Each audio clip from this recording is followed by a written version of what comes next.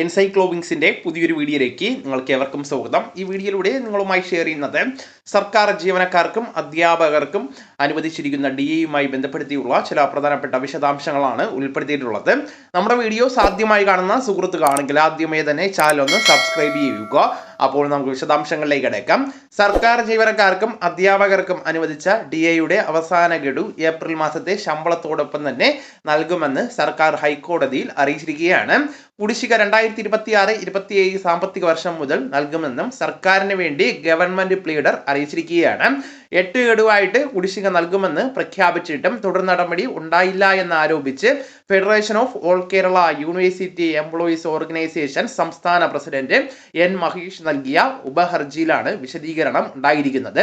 അതേസമയം ക്ഷാമബത്ത കൂടി കുടിശ്ശികയുടെ ഒരു ഗഡുവെങ്കിലും മാർച്ച് 31-നകം നൽകാനാകുമോ എന്നും കോടതി ചോദിച്ചിരിക്കുകയാണ്.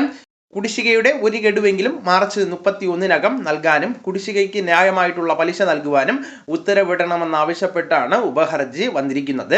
2021 ജൂലൈ മുതൽ 2024 വരെയുള്ള DA കുടിശ്ശിക ആവശ്യപ്പെട്ട് ജീവനക്കാർ ഹർജി നൽകിയതിനെ തുടർന്ന് 8 ഗഡുകളിലായിട്ട് 2026-27 സാമ്പത്തിക വർഷം മുതൽ വിതരണം ചെയ്യുമെന്നാണ് സർക്കാർ പ്രഖ്യാപിച്ചിരിക്കുന്നത്. എന്നാൽ ഇത് സംബന്ധിച്ച് വിശദമായിട്ടുള്ള ഉത്തരവ് പുറപ്പെടുവിച്ചിട്ടില്ല.